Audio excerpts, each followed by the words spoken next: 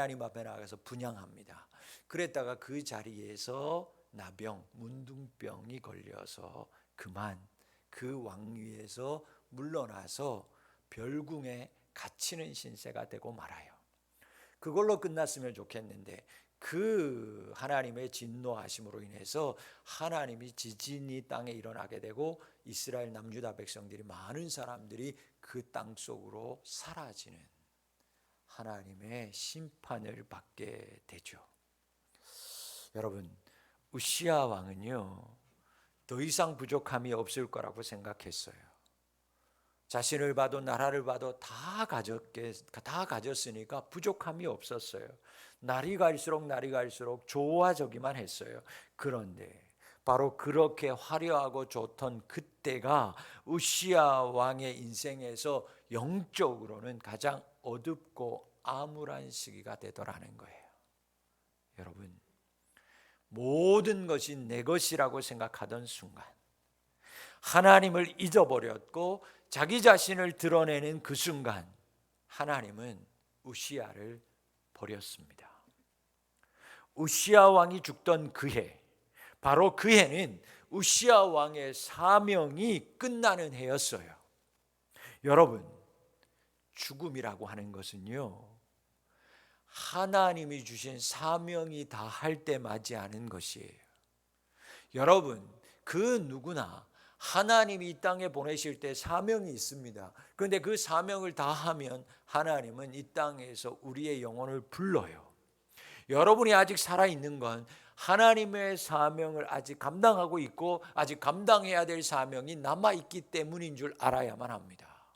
그런데 그 사명을 온전히 감당하지 않으면 하나님이 부르시는 거예요. 여러분, 건강과 상관이 없어요. 나이와 상관이 없어요. 이 땅에서 사명 다 하면 하나님이 부르십니다. 모세 보세요. 그가 나이는 많았지만 죽을 때까지 여러분 그는 강건한 사람이었어요. 건강했어요. 눈빛 하나 변하지 아니하는 사람이었어요. 그러나 하나님이 주신 사명을 다 하니까 그는 건강했지만 하나님 곁으로 모세를 부르셨어요. 여러분, 어떤 이들은요 충성되 이 사명 다하다가 하나님 곁으로 가는 사람이 있고요, 어떤 사람은 하나님이 주신 사명 다 잊어버려서 하나님이 부르시는 사람도 있다라는 것을 기억하시기 바랍니다. 그렇다면 여러분은 어떤 인생으로 살아가기를 원하십니까? 이 시간 하나님이 주신 사명 충성으로 다 감당하신 후에 하나님 만나는 복된 성도님들이 다 되실 수 있기를 주의 이름으로 축복합니다. 여러분들의 사명 다 하고 하나님 만나셔야지, 하나님 사명 잊어버렸다가 하나님 만나면 안 되는 거예요. 하나님 사명 다 하시고 하나님을 기쁨으로 만나는, 그래서 상급받는 우리 성도님들이 될 수 있기를 축복합니다. 자, 그러면 하던 이야기로 돌아와서 이사야 선지자는 왜 굳이 우시야 왕이 죽던 해에 하나님을 만났을까요? 이 역시도 사명과 관련되어져 있어요. 여러분, 이사야 1장부터 우리가 읽어보면 이미 이사야는요 하나님의 사명을 받아서 사역하던 사역자였어요. 6장에 와서 새롭게 하나님께서 만나주신 게 아니었어요. 이미 그는 하나님을 만났고 사역해오던 사역자였고 사명자였어요. 그런데 그런 이사야가 새삼스럽게 이 6장에 와서 그것도 우시야 왕이 죽던 그 해에 성전에서 하나님을 만나요. 왜? 늘 다니던 성전이었는데요, 바뀐 게 없는데요. 바뀐 거라고 하나밖에 없어요. 우시야 왕이 자신의 곁을 떠났다, 죽었다, 그거 하나밖에 없어요. 여러분, 그런데 왜 하나님은 우시야 왕이 죽은 그 해에 이사야를 만났을까? 여러분, 당시 이사야는 젊은 나이에 있었습니다. 여러분, 그래서 젊은 나이에 있었던 이 이사야 선지자는요 절대적으로 우시야 왕을 신뢰하고 있었어요. 게다가 여러분, 이사야의 출신을 보면 더욱 그러합니다. 이사야는 다른 선지자들과 달리 이사야 선지자는요 왕족 출신이었어요. 그러니 자신의 왕족이었던 그 출신을 가지고도 하나님을 너무 잘 섬기는 왕인 이 우시야 왕을 보니까 너무너무 좋은 거예요. 너무너무 감사한 거예요. 그래서 그 우시야 왕을 볼 때마다, 그리고 그런 왕으로 인해서 점점 부강해져 가고 평안해지는 우리나라를 볼 때마다 이사야는요, 그 젊은 이사야는 점점 우시야 왕을 절대적으로 신뢰할 수밖에 없었어요. 이사야는 생각합니다. 이 사람 없으면 하나님도 우리나라와 함께 하지 않을 거야. 이 사람만 그렇다면 있으면 하나님이 영원토록 우리나라와 함께 하실 거 아니야. 이 우시야 왕만 이 보좌를 계속 지키고 있다면 우리나라 백성들도 지금처럼 계속해서 하나님 앞에서 축복받으며 살 거 아니야. 의심하지 않았어요. 왕을 볼수록, 신앙으로 잘 다스리고 믿음 안에서 축복받는 우시야 왕을 볼수록, 그리고 그 백성들을 볼수록, 여러분, 이사야 선지자는요, 그의 심령들이 더욱 확신해졌어요. 이 왕이면 되는구나, 이 왕밖에 없구나. 의심할 여지가 없었어요. 의지했어요. 그래서 여러분, 우시야는 어떻겠어요? 이사야 선지자는 어떻겠어요? 우시야 왕의 보좌가 견고하기를 바랬어요.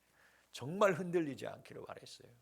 세대 교체 뭐 다 필요 없고, 정권 교체 필요 없고, 우시야 왕이 그냥 계속해서 하나님 앞에 서 있기를 바랬어요. 그 사람만 있으면 하나님이 축복하고 이 나라가 부강해지니까요.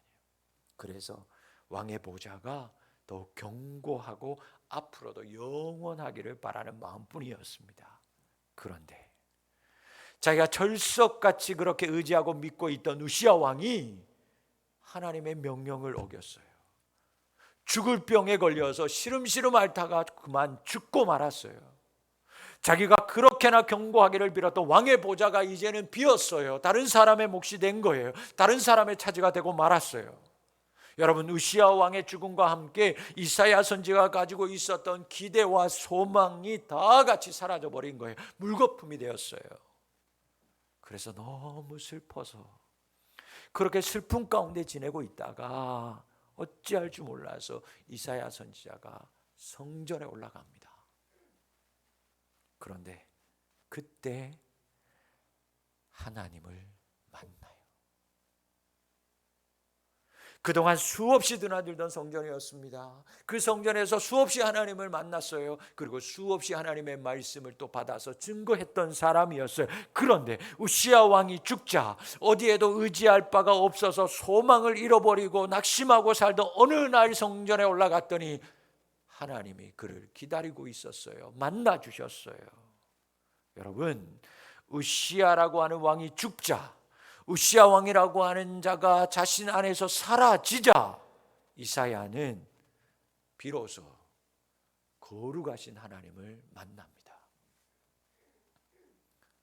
사랑하는 성도 여러분, 내가 그토록 의지하는 것이 내게서 죽는 날, 비로소 거룩하신 하나님을 우리도 만날 수 있습니다. 내 안에 내가 그토록 의지하고 있던 그 우상이 죽어야 비로소 우리는 하나님을 인격적으로 제대로 만날 수 있습니다. 여러분, 이사야는 전부터 하나님을 믿었던 사람이었어요. 전부터도 하나님의 사명을 감당하고 있었던 사람이었습니다. 그렇다 해도 내 안에 또 다른 주님이 있으면, 내가 강력하게 의존하고 있는 또 다른 우상, 또 다른 주인이 있으면 절대 하나님 만날 수 없습니다. 절대 인격적으로 하나님 만날 수 없어요. 여러분, 내 안에 내가 의지하고 있는 그 절대적인 그 주인, 그 우상을 죽여야 우리는 하나님 만나게 될 줄 믿습니다.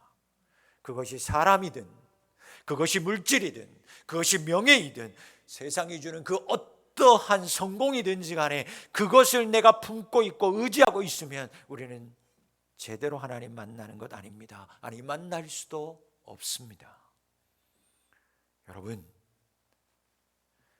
여러분 안에 있는 우시야 왕은 누구입니까? 여러분 안에 품고 있는 우시야 왕은 무엇입니까? 그것이 죽어야 합니다. 그 우시야가 여러분의 보좌에서 여러분 내려와야 합니다. 이 시간 여러분 안에 있는 그 왕이, 여러분 안에 있는 그 무엇이, 의지하는 그것이 무너지는 시간이 될 수 있기를 간절히 기도합니다. 여러분, 찬송가 288장 예수를 나의 구주 삼고, 여러분 그 가사를 한번 잘 생각해 보세요. 예수를 나의 구주 삼고 성령과 피로써 거듭나니 이 세상에서 내 영혼이 하늘의 영광 누리도다. 같이 할까요? 이것이 나의 간증이요 이것이 나의 찬송일세. 나 사는 동안 끊임없이 그 주를 찬송. 여러분, 우리가 이 찬송가의 고백처럼 살기를 원하면 여러분 마음 가운데 지금 가장 의지하고 있는 우시아 죽어야만 합니다. 성령과 피로써 우리가 오직 거듭나야만 하나님의 영광 가운데 누리면서 사는 인생이 될 수 있어요. 여러분, 우시아 왕이 죽던 해에 비로소 이사야는 하나님을 만났습니다. 그리고 나서야 진짜 제대로 하나님의 일을 시작할 수 있었어요. 여러분, 내가 아직도 미련을 버리지도 못하고 사람 보고 있으면, 내 자신 보고 있으면, 사람 붙들고 있으면, 세상 붙들고 있으면 여러분, 하나님의 일 여러분들 안에 시작되지 않습니다. 내가 입으로는 주여 주여 부르고 있지만 속으로는 아직도 세상이 주는 것, 사람이 갖다 주는 번영과 권세를 붙들고 있으면 하나님 새 일은 여러분 나에게서, 우리 가운데서 시작될 수 없어요. 왕족이었던 그 배경 탓에 이 이사야 선지자는 우시아 왕이 정말 절대적이었습니다. 그러나 그 절대적인 의지함이 오히려 하나님께 온전히 나아가는 것에 걸림돌이 되고 말더라는 거예요. 여러분들이 그렇게 의지하는 그것이, 그 사람이, 그 어떤 것이 여러분 오히려 하나님 앞에 나아가는 걸림돌이 되는 경우가 있더라는 거예요. 사랑하는 성도 여러분, 우리는 하나님 앞에 홀로 서야만 합니다. 단독적으로 서야 돼요. 누군가를 의지하여 하나님께 나아갈 수 있는 사람이 아니라 정말 나 스스로 홀로 하나님 앞에 설 수 있는 자가 되어야 할 줄 믿습니다. 그때 하나님의 일은 여러분들 안에 새롭게 시작되는 거예요. 여러분, 내 안에 있는 정말 우시아 죽이고 오직 내가 의지할 분은 하나님 한 분이라는 것을 믿고 하나님 앞에 단독자로 홀로 나아가는, 그래서 친히 거룩하신 하나님을 만나는 우리 성도님들이 다 되실 수 있기를 주의 이름으로 축원합니다. 자, 이제 의지하는 대상이 사람에게서 하나님에게로 옮겨지자 이사야가 하나님을 제대로 만나는 장면이 나와요. 그런데 하나님을 만나는데 그 이사야가 만난 하나님이 어떤 하나님이었습니까? 오늘 본문에 보니까 이사야가 만난 하나님은 거룩하신 하나님이었어요. 여러분, 이사야는 성전에서 하늘에 높이 들린 보좌에 앉으신 하나님을 둘러싼 스랍들을 만나게 됩니다. 그런데 그때 그 스랍들이요, 하나님을 큰 소리로 하나님을 찬양하는 소리도 들어요. 여러분, 스랍이 뭐예요? 천사예요. 천사거나 그런 천사와 같은 영적인 존재를 말합니다. 자, 하나님의 보좌에 둘러섰던 모든 스랍들이요, 거룩하다 거룩하다 거룩하다를 외치면서 거룩하신 하나님의 영광을 찬양하고 있습니다. 그런데 그 찬양하는 스랍들의 모습을 표현하고 있는데 어떻게 하고 있느냐? 스랍들이요, 그 천사들의 날개가 6이 있는데 두 날개로는 날개를 펴서 날고 있고 그 두 가지 날개로는 얼굴을 가리고 또 두 날개로는 자신의 발을 가렸다, 그렇게 말씀하고 있어요. 그러면서 하나님을 거룩하다고 찬양하고 있었어요. 여러분, 이 말씀에서 보듯이 말하는 것은 여러분 하나님의 그 놀라운 거룩이 영적인 존재, 이 영적인 천사인 존재 스랍들마저도 얼굴과 발을 가릴 정도로, 아니 가려야만 할 정도로 엄청난 거룩이더라는 거예요. 천사들마저도 하나님의 그 거룩 앞에서 설 수 없더라는 거예요. 눈을 가려야만 하나님의 그 거룩함에 설 수 있더라는 거죠. 그 정도로 하나님의 거룩이 엄청나다, 그 영광이 대단하다라는 것을 알 수 있어요. 이것을 본 이사야가 여러분 충격에 빠집니다. 아니, 위기에 빠져요. 이사야는 지금까지 자기가 신앙적으로 꽤 괜찮은 인생을 살았다라고 자부했던 사람이었습니다. 즉 자신도 이 정도면 누군가에게 빠지지 않는 거룩한 사람이라고 생각하고 있었어요. 어린 나이에 하나님의 사명 받았어요. 지금까지 남유다 앞에 이스라엘 백성들 앞에서 거룩하신 하나님의 말씀을 전했어요. 그 누구보다도 하나님의 마음을 품기 위해서 기도도 많이 했고, 그래서 늘 성전에 살다시피 한 자신이었기에 다른 사람에 비하면 나름 나는 거룩하다라고 생각하고 있었어요. 그런데 하나님의 그 영광스러운 거룩 앞에 서보니까 아니더라는 거예요.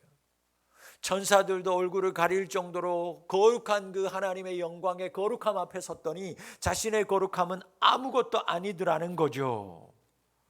자신이 생각했던 거룩은 거룩이 아니라는 것을 그가 발견하게 됩니다.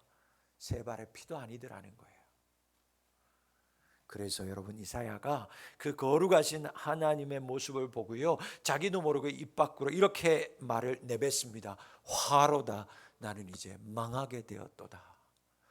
화가 임했다. 난 이제 죽었다.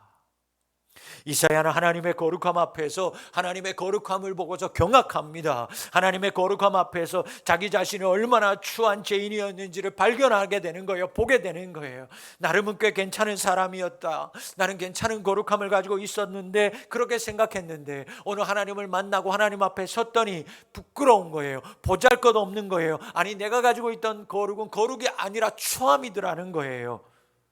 자신은 지금까지 조그만한 빛이라고 생각했는데, 자신이 생각했던 그 빛이, 자신의 삶이 하나님 앞에 들어갔더니 빛이 아니라 오히려 어둠이더라는 거죠. 그것을 알게 되었습니다. 보게 되었습니다.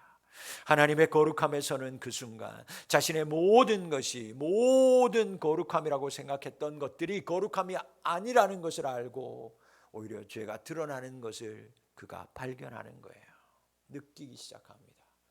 의인이 아니라 죄인이구나.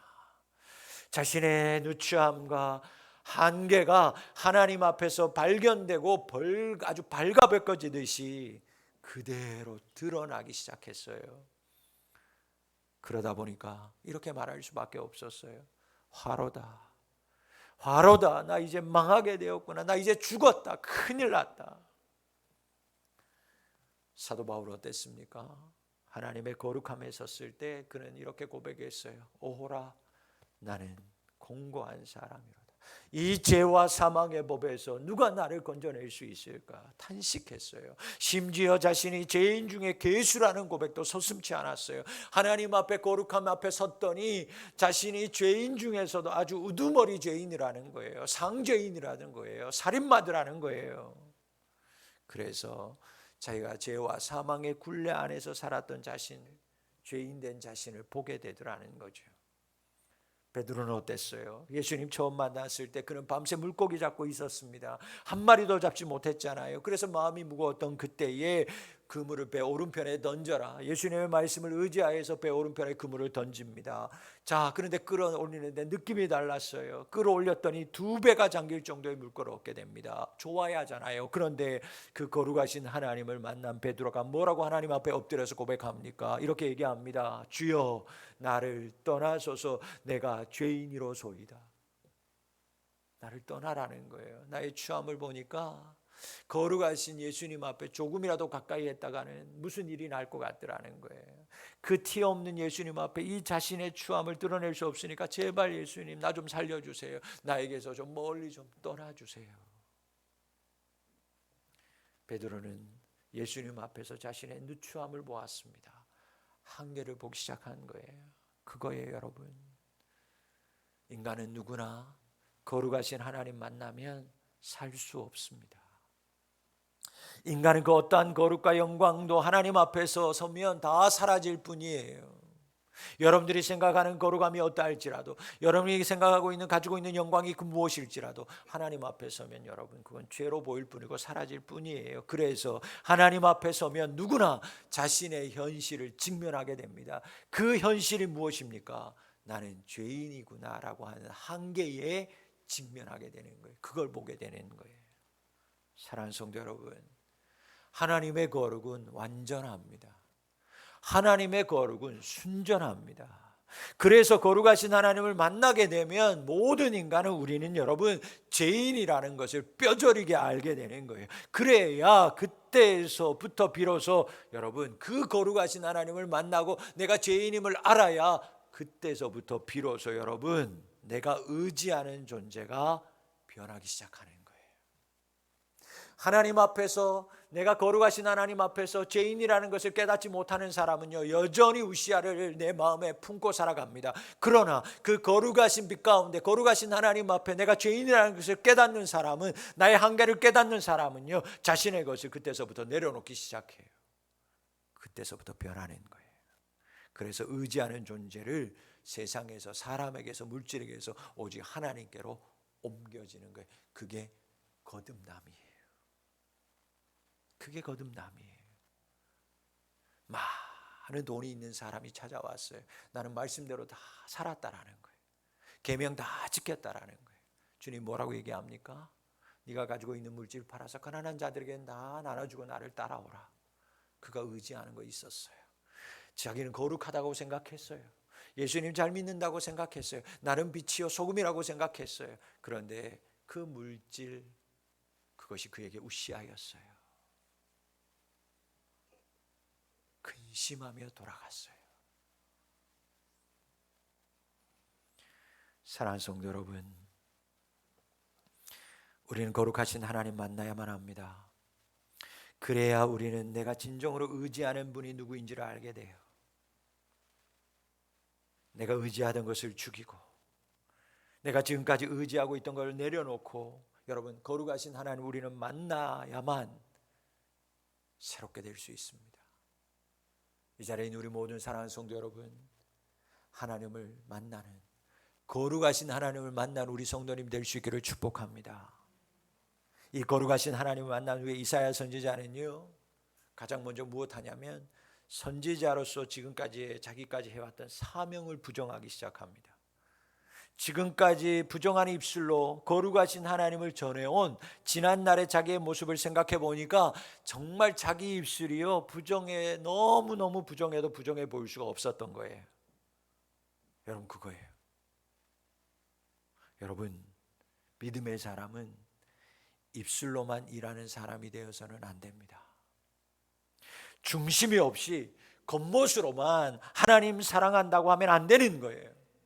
사역도 사명도 직분도 여러분 마음 없이 행하면 하나님 앞에서는 아무것도 아니에요. 이사야는 이 사건 있기 전까지는요 입술로 좋은 사역자였어요. 입술로는 매일마다 하나님의 말씀을 전하는 선지자였어요. 그 입술로 하나님 앞에 기도도 했어요. 그러나 마음은 아니었어요. 중심에는 그 불타는 하나님의 마음이 자리 잡고 있지 않았어요. 그 중심에는 여전히 우시아가 있었어요. 여러분 온 마음을 다해 하나님 사랑하는 우리 성도님이 될 수 있기를 축복합니다. 진심을 다해서 여러분들의 직분과 사명을 감당하실 수 있기를 바랍니다. 주어진 사역도 여러분 입술이 아니라 하나님의 마음을 가지고 사역하는 우리 성도님들이 될 수 있기를 축복합니다. 하나님의 거룩함 앞에서 자신의 죄임을 내가 죄인이구나 라는 것을 깨닫자 이사야가 여러분 하나님으로부터 새로워지기 시작하는 거예요. 자기의 입술이 부정함을 깨달았을 때 하나님이 그에게 찾아왔어요. 그리고 이제 이사야를 새롭게 하시기 시작합니다. 여러분 하나님의 완전하신 거룩함 앞에서 충격에 놓이고 패닉에 빠져 있는 이사야가 자신의 보좌, 그동안 자신의 보좌였던 우시아를 내려놓고 자기가 죄인임을 고백하자 하나님은 회개하는 이사야의 입술을 제단의 숯불로 고쳐주셨어요. 새롭게 하셨어요. 여러분 제단 숯불로 그의 입술을 찢으셨어요. 뭔 얘기예요? 그의 부정을, 그의 죄를 이제는 다 찢으셨다 그 얘기예요. 사하셨다라는 것입니다. 용서해 주셨다라는 거예요. 새롭게 하셨다라는 거예요. 여러분 이사야는 이 순간부터 하나님으로부터 새롭게 되었습니다. 그 안에 있던 모든 악들이 사라지고 하나님으로부터 죄사함 받았어요. 여러분, 이렇게 새롭게 죄사함 받은 이사야가 어떻게 변하는지 보세요. 하나님이 근심했어요. 내가 누구를 위하여 누구를 보내며 누가 우리를 위하여 갈고, 내가 누구를 보낼까? 우리가 삼위일체 하나님께서 우리가 누구를 보낼까? 우리를 위해서 갈 사람이 누굴까? 근심하는 말씀을 듣자 이사야가 좀 전까지도 하나님, 나는 죽을 사람입니다. 그러나 그가 새롭게 하나님을 만나기 시작하자 그 하나님 부르심 앞에서 하나님 뭐라고 얘기합니까? 하나님, 제가 가겠습니다. 하나님, 저요. 하나님, 제가 보이지 않나요? 저 여기 있잖아요. 하나님, 나를 보내소서. 이사야의 새로운 헌신이 지금부터 시작되는 거예요. 1장부터 5장까지와의 사역과는 전혀 다른 하나님의 마음으로 변화되어서 백성들에게 나아가는 그의 사명, 그의 헌신이 이때부터 새롭게 되는 거예요. 여러분, 기억하세요. 하나님의 관심은요, 여전히 세상 가운데 있습니다. 여러분, 하나님의 관심은 이 세상, 죄악과 세상의 악함 가운데 있어요. 여러분, 오늘도 그래서 하나님은 여전히 그 악한 세상으로 나아갈 거룩한 사람, 빛의 사람을 찾고 있습니다. 하나님은 오늘도 입술이 아니라 하나님의 마음을 가지고 세상으로 나아갈 사람을 찾으면서 근심하고 있어요. 입술이 아니라 거룩한 마음을 품고 세상으로 나아갈 사람 누가 없을까? 사랑하는 성도 여러분, 입술이 아니라 하나님의 거룩하심과 사랑으로 세상으로 나아갈 수 있는 우리 성도님들이 될 수 있기를 바랍니다. 하나님의 이 안타까운 마음을 깨닫고 이사야처럼 하나님, 저요. 하나님, 내가 여기 있잖아요. 나를 보내소서. 대답할 수 있는 저와 여러분 됐으면 좋겠습니다. 그러나 항상 먼저 기도하고 기억해야 될 것은, 먼저 우선해야 될 것은 그 전에 내가 거룩하신 하나님을 먼저 만나야 한다라는 사실입니다. 그래야 하나님의 거룩함을 알아요. 그래야 세상 나아가서도요, 하나님 절대적으로 의지하는 일꾼이 될 수 있어요. 거룩하신 하나님 만나지 않고 세상에 나아가서 하나님 증거하다가 여러분, 하나님 버리고 세상에 흡수되어지는 사람이 얼마나 많은지 모르잖아요. 왜 그런 일들이 일어날까요? 거룩하신 하나님 만나지 않고 자기 입으로 자기 마음으로 나아가서 그렇게 세상에 흡수되는 거예요. 여러분, 세상에 동화되지 아니하고 세상에서 오로지 거룩함으로 주님의 빛으로 소금으로 사역하고자 하는 사람은 거룩하신 하나님을 만나야만 합니다. 그래야 세상 가운데, 파도 가운데 휩쓸리지 않을 수 있습니다. 여러분, 하나님의 일꾼은, 하나님의 진정한 일꾼은 자기가 하고 싶다고 할 수 있는 것도 아니고, 하나님의 일꾼을 하고 싶을 때 하고 하기 싫으면 그만두어도 되는 일이 더욱 아닙니다. 거룩하신 하나님을 만난 사람만이 여러분 하나님의 일을 할 수 있어요. 하나님의 거룩함을 체험하고 철저히 내 자신이 죄인이라는 것을 고백한 자만이 하나님의 일을, 사역을 할 수 있습니다. 하나님의 마음을 아는 사람이 되어야 자기의 뜻이 아니라, 자기의 말이 아니라 하나님의 마음을, 하나님의 뜻을 이룰 수 있고 전할 수 있기 때문입니다. 말씀을 마칩니다. 사랑하는 성도 여러분, 여러분이 의지하고 있는 것들을 버릴 수 있기를 바랍니다. 내려놓으십시오. 그래야 거룩하신 하나님 만날 수 있습니다. 그 거룩하신 하나님 앞에서, 그 거룩하신 하나님 앞에서 내가 얼마나 큰 죄인인지를 깨닫기를 바랍니다.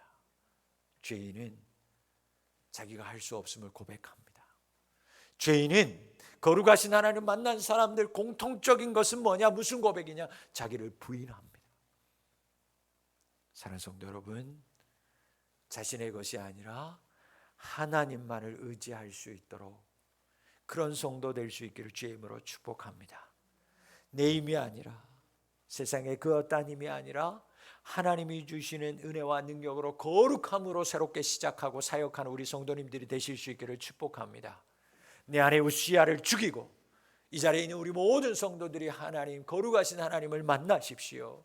거룩하신 하나님을 만나야 여러분들 새로운 사역이 진짜 시작되는 거예요. 진짜 그리스도인이 될 수 있는 거예요. 여러분 초청합니다. 이 기분 좋은 진짜 사역의 시작이 오늘 될 수 있기를 바라고, 여러분들 안에 오늘 일어날 수 있기를 주의 이름으로 축복합니다. 기도하겠습니다. 살아계신 아버지 하나님, 거룩하신 하나님 만나기를 원합니다. 하나님, 내 안에 아직도 우시아가 있습니다. 내 안에 사람이 있습니다. 하나님보다 더 의지하고 있는 세상에 그 어떠한 것이 있습니다. 그것이 죽어야 거룩하신 하나님 만날 수 있습니다. 주여 용서하여 주시옵소서.